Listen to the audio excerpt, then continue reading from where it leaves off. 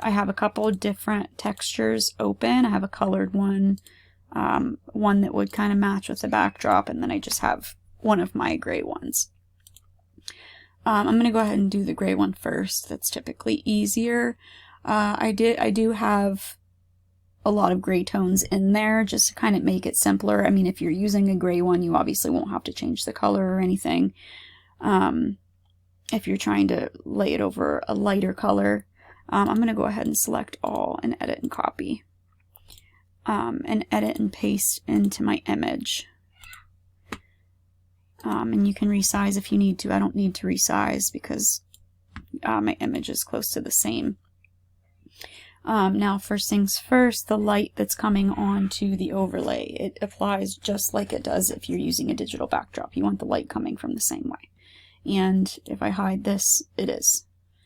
And then, depending on what you want to do first, you can play around with the blending modes first to see what you want to use it on. Multiply gives you deeper shadows. Overlay, I don't like to use overlay as much because it kind of blows out the highlights. I use soft light almost every single time. You could leave it on, if it's a gray backdrop, you could leave it on normal and just change the opacity and mess around with that, but I almost always use my overlays on soft light. You can duplicate it to make it stronger if you want. I don't typically do that, but I take that back. Sometimes I actually do when it's a darker backdrop and I want it to show up a little bit more. So I'm going to hide my overlay layer for now. I'm just going to check that because I'm probably most likely going to use it on soft light. I'm going to hide that. I'm going to click on my background layer and I'm going to go to my quick selection tool and select subject. It is still summer, so my kids are still here, so if you hear them screaming in the background, just don't mind it. I think my microphone blocks out most of that stuff, but you never know. I think I apologize in almost every single tutorial about either my kids or my dogs. Summertime, I work from my home. Okay, and I would zoom in and make sure that you have your plus and minus up here to select and take away that most of the image that I want, selected is selected. There's a part right here that I do not want to be in there, so I'll take that away. It doesn't have to be perfect because you can always go back later and change it.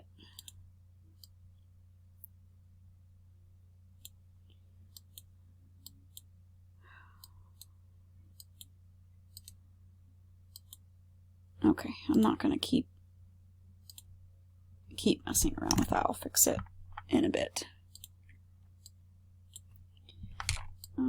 Check everywhere else. Our shoulders are a lot of the time don't select very well. You definitely want to get as much as you can. Okay. Now I'm going to duplicate that layer, and I'm going to create a layer mask, and then I'm going to press Control or Command, if you have a Mac, I on your keyboard, to invert that layer. Go up here, make this visible again, and you can either hold down Alt and click between those layers, or right-click your overlay and create clipping mask. And that's going to put it behind my subject. Okay, so if you want to play around with the opacity first, you can. If you want to do any work to the overlay itself, like I kind of want it to be a little bit darker, so I'm actually going to unclip it. I'm going to go up to my curves layer, and I'm going to create a clipping mask on that by clicking this right here. And that allows me to just work on my overlay, and it doesn't apply to anything else. I'm just going to drag it down and make that darker. I'm going to highlight both of those layers and merge them, and then create my clipping mask again. And change my blending mode back. And I like that a lot better. Now, if I zoom in, My overlay is going to be sharper than my subject in most cases, so I want to add a little bit of blur to that. So I'm going to go up to Filter, Blur, Gaussian Blur, and I don't want to add a lot. I usually do about 3. Also, she's not standing very far away from the back of the backdrop at all, so I don't want to add too much. And now another thing that I like to do, this is kind of seamless from the top all the way to the bottom. I don't want it to be that way with the floor. So I'm actually going to grab my marquee tool and I'm going to go right to where my backdrop crease is, and I'm going to highlight all that. Actually, I need to go up a little bit more. And then I'm going to go up to Edit, Transform, and Perspective. I'm going to grab my Move tool and I'm going to pull this edge. Oh, 1 second. Make sure that you are not keeping your proportions. So I want to uncheck this up here and then pull that edge. Oh, geez. Go back up to Edit, Transform again, I guess. And then Perspective. Sorry, make sure that that's not checked. And then drag out that edge, corner edge. And that's going to give it the look that this is actually laying out onto the floor like it would if it was a regular backdrop. And then I would again zoom in to my subject, and this is where you would clean up. See this part right here? Click on the layer mask. You're going to use your black and white brush at 100% opacity. You're going to use white to brush on the overlay and black to brush off, just like using any other mask.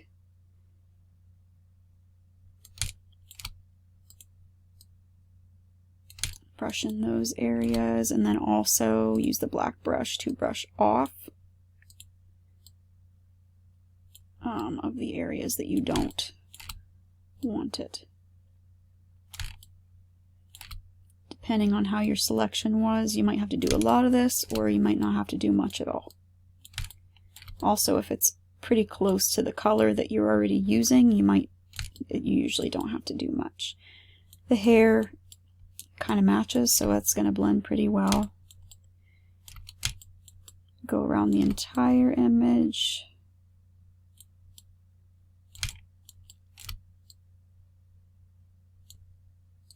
If you make a mistake, you just brush it right back on.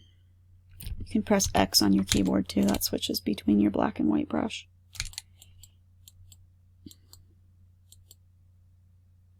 See right here, down at the bottom, it typically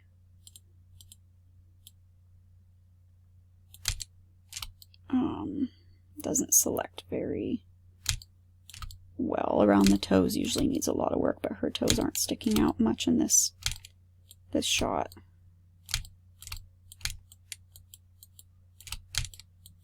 I think I'm good the rest of the way around.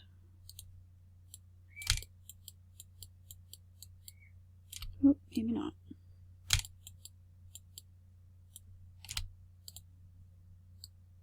Oops.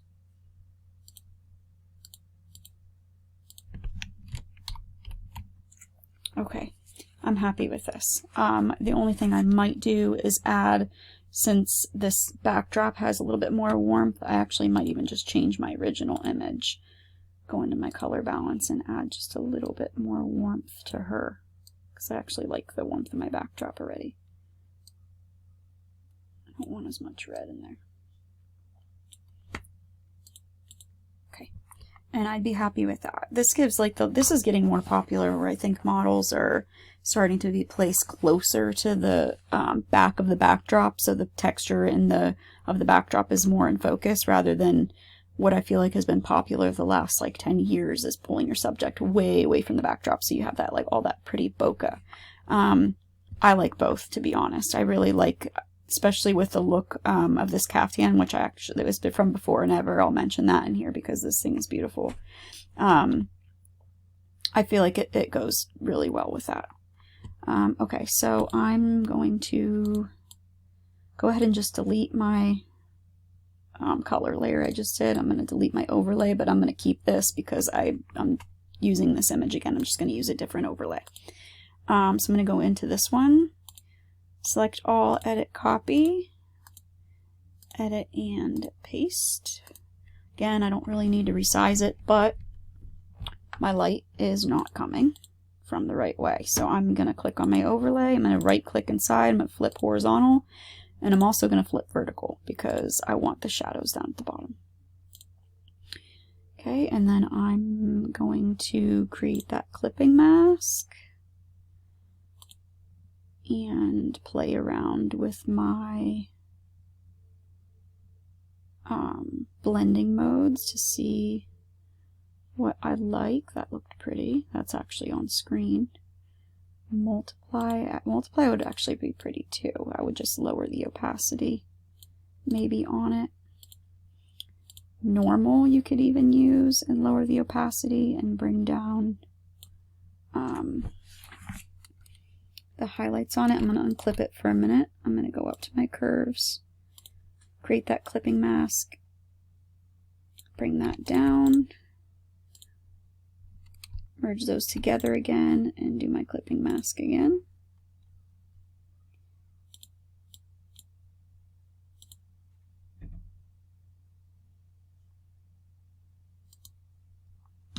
I messed up. I don't want to merge those layers. This is good that you're seeing mess ups too.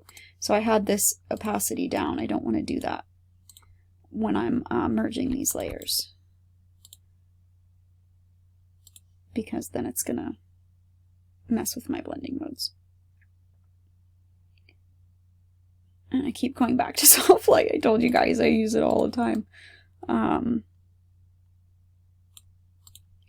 I'm using soft light. Put it behind her. Okay, I'm gonna go up to my, there's like a spot up here, and use my healing tool. Just get rid of that spot right there.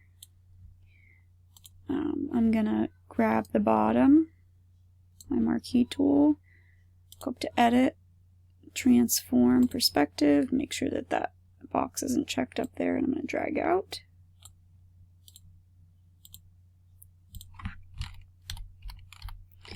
And this one's pretty warm again, so I could either add more warmth to her again, or I could unclip it again to work on my backdrop layer, or my overlay layer. Go to my hue saturation, and I could just, don't forget to create your clipping mask, drag down the saturation on that.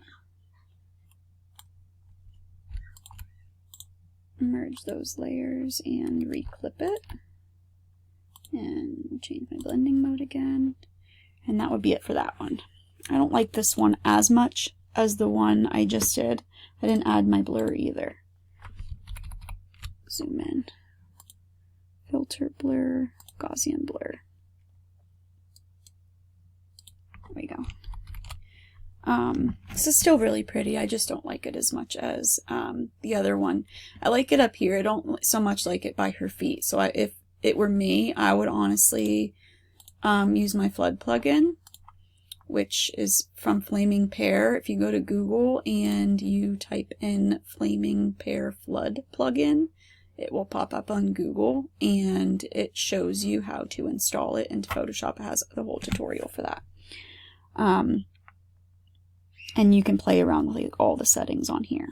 I already have mine set to where I typically use it. So I would just press OK.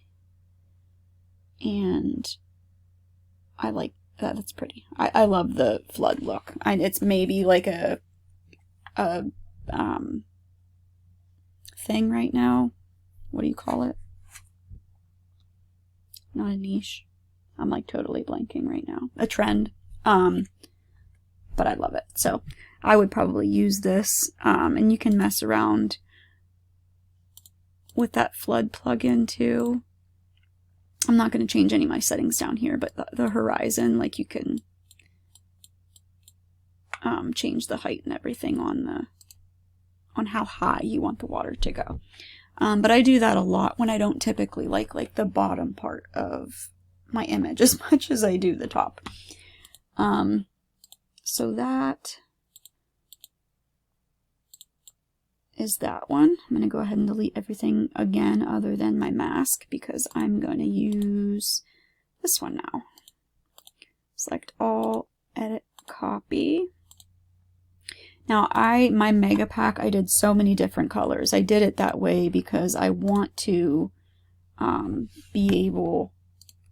wanted people to be able to have a lot of different colors for different backdrops, color backdrops that you use. But I also wanted to make it to where you can easily adjust colors on them too. They are all completely different. None of them are the same. And they're all different colors. So I actually just put this on overlay and had no idea what it was going to look like, but that actually it looks pretty, like matches the colors in the caftan that she's wearing. But I wanted to show first. I'm going to unclip it and I'm going to go back to normal again. If I wanted this to be a different color, like say she has, I'm going to hide it for a minute. I'm going to go to my layer and I'm going to zoom in. She does kind of have that bluish green color on her caftan, but she also has this like orange. She has like a purple. Like, so if I go to my brush, hold down Alt and select that purple and zoom out, I could go up and go to, you could either go to your add a hue saturation layer and add a clipping mask and drag until you match whatever you want to do, or you could also, if you wanted that specific purple, you could create another layer, create that clipping mask above it, change it to color blending mode, grab your brush, 100% opacity, and brush on that color. Now I do that a lot actually. I change the color of my backdrops actually a lot too. I'm going to merge those. And I'm going to create that clipping mask again. Put it behind my subject. Oops, it already was. And now if I had a purple backdrop, I could just use a soft light blending mode or multiply or whatever, and it would change it to purple. But this isn't going to do that because my background is brown or mocha, I think I used. It's going to give it a little bit of that purple tint, but it's not going to be completely purple. If you wanted to do that, you would have to change the color of your backdrop. Like you would have to hide this. You would have to create a layer mask and actually change the color and actually like change the color of your backdrop and zoom in. Which I can just do it real quick. It's not going to be perfect. My edges won't be perfect, but just to show. Okay, so my backdrop's purple now. Go back to that, make it visible. See how I can put it on soft light now, it's going to be purple. If I take this away and use it on my regular backdrop, it's not going to blend as well. That purple's really pretty actually with that caftan. So you could mess around with different colors. You can change the color of the overlay, change the actual color of your backdrop.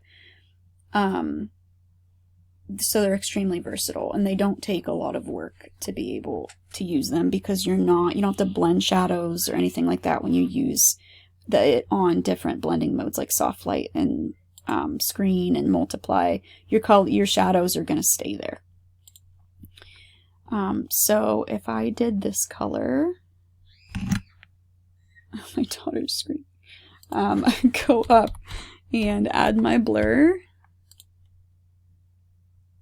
and just do the same stuff I've been doing. Now, obviously, each time you do it, you have to zoom in and you have to clean up the backdrop, but I already did that on the first one I showed you guys, so I don't need to do that again. And again, grab the bottom, go up to edit, transform perspective, make sure that box isn't checked, and drag out. You don't have to do this. I just think it makes it look more realistic, and I think it makes it look like an actual backdrop. And I actually would maybe add more blur to that, but I'm going to leave it as it is for now. You could even mess around and like lower the opacity of that purple. Oh, that's prettier actually. I like that more. See, I'm constantly changing my mind. grab like the orange on her robe. Remember the overlay's purple still too, so paint that in.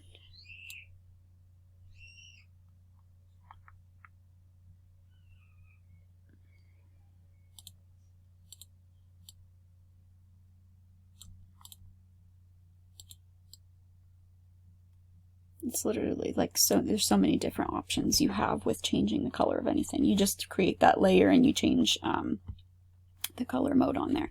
Okay, moving on.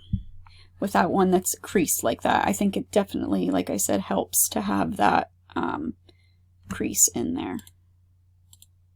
Makes it look more realistic. I'm going to use this one for my next one. I have a couple different ones. I have a lighter one to use and a darker one to use. One has quite a bit of texture, the other one does not. So I'm going to use this one first. Select all, edit and copy, edit and paste, and my size should, oh, my size actually needs, okay, I think the light's coming from the same way, yeah. I'm going to hide that, go to my backdrop, and select subject. Everything I did with the other post. Okay. And zoom in. Selected pretty good. Like I said, you can always go back, duplicate that layer, create that layer mask, Control or Command I to invert it. If you don't do that, you'll know right away. If you make this visible and create that clipping mask, it's going to be on your subject. So you just come down here, Control or Command I, and invert it. So since this is a bright backdrop, I would probably use it on multiply because I like my backdrops to be darker than my subject. You could use soft lights pretty too. Like I said, those are like almost always the two that I use. And this didn't have much texture to it, but for this image, since it doesn't have that crease, I might just leave it that way. I'm going to add my blur. Not a lot. You can mess around with the opacity. You can mess around with changing the color of it, which I don't want to because I already changed the color of my backdrop and it's a good match. Zoom in. Come down to that layer mask, use your brush, white and black brush again to brush on and brush off.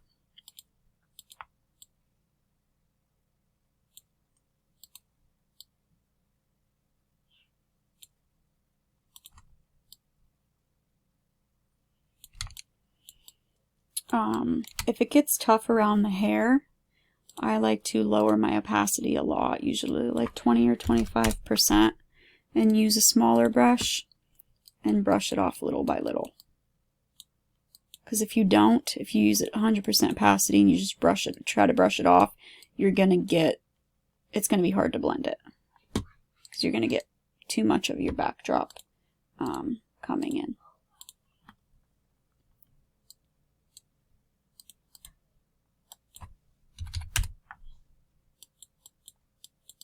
Blending's hard. I know people mention it's one of the hardest things, but it honestly just takes time. If your subject is pretty like clean cut and then there's not like a lot going on around it, it's an easier edit. But okay, we can go back to 100%.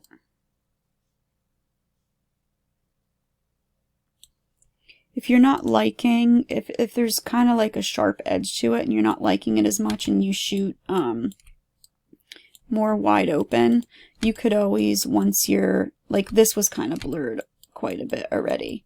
So this kind of like this sharp edge, once you, like I would, for tutorial sake, I'm not going to do this I'm not going to clean up the edges all over again, but you would have to go in and fix all this and blend it.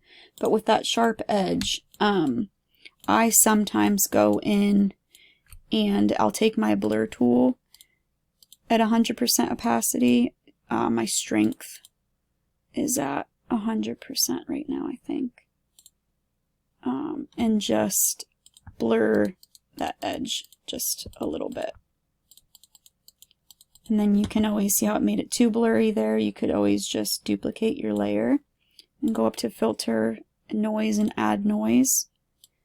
Move this over. I usually use 1.53. I know it's an odd number, but it works. And then create a layer mask, Control or Command I to invert, and then use your white brush at 100% opacity to brush back on that noise, so you don't just have like a blurred layer around your subject. But that's a pretty texture. Let me get back up to my...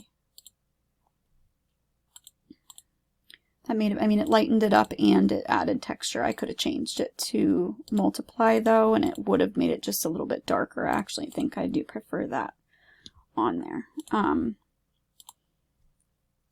So that one's a pretty one just for subtle texture. I'm going to grab this one, select all, edit, copy, edit, and paste. And now, as you probably noticed for that last one, I didn't really need to drag the bottom out as much because it was such a subtle overlay. I'm gonna put it behind her, create that clipping mask. I'm probably gonna use this one on soft light too. I could probably use this one on normal and lower the opacity, add that blur, drag out right about a little above the knee is usually where I do it if I don't have a line to kind of guide me. Transform perspective, drag that out. Now if you do use this though on normal blending mode, you're going to lose some of that shadow. So you might need to go back in, click on this layer. I sometimes do that and I just use my burn tool and go across that crease.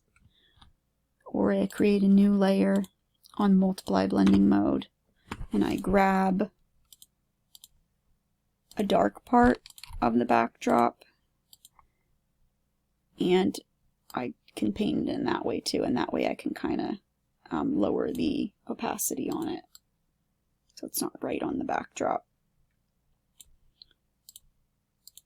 And I'll do that multiple times just to kind of create that crease. If you need a straight line, you click down, you hold down your brush, then hit shift and hold it down and drag it across and it'll create a straight line for you. Lower the opacity on that. I get this is a lot of work to create that crease. That's why I recommend, if you're wanting that look, to crease your seamless paper instead. It makes it so much easier. But it is possible to create that in Photoshop too. It's just a lot more work. And of course you don't even need to use it. If you want to just leave it like that, it still looks fine. It just depends on your style. I'm going to change it back to soft light so you can see the difference there. That makes it like a lot more of like a rich color. If I unclip it, I can go up to my adjustment layer, add that hue of saturation layer and create a clipping mask. And I can drag my hue saturation and play with that.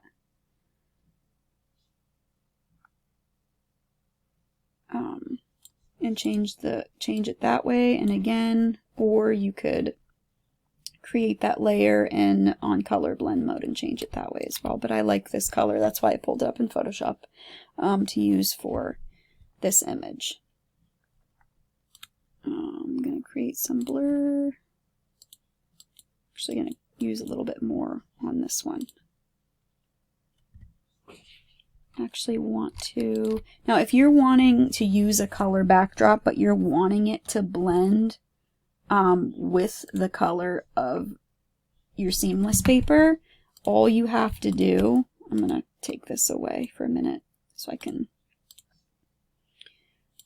So if I use this purple one and I changed it to soft light, it's obviously going to change the color of my backdrop because it's purple. But if I want it to blend and be the same color, just unclip, change your overlay to black and white. So you would just, instead of using purple, you could change it before you merge it, or before you paste it, I'm sorry. Just use a black and white, regular black and white adjustment layer in Photoshop. And then you could flatten that and copy and paste, or when it's above your image, just make sure it's unclipped from your backdrop first. You can do it this way, and then just grab those two layers and merge them. And now it's black and white. If you create that clipping mask and then put it on soft light, it's now going to be the color of your backdrop. And it'll have the pretty shadows and everything that, see, same color, just added that texture to it. So like I said, extremely versatile. There's 100 of them in the pack. I've never done a pack that big before, but I don't think you'll need anything else after buying that. They're all fine art ones, with minimal different textures. I'm going to do a different one with like foliage and all that, but this is a good one to have if you just want that fine art look on your backdrops. That's it. Easy to use, easy to change color, and lots to choose from.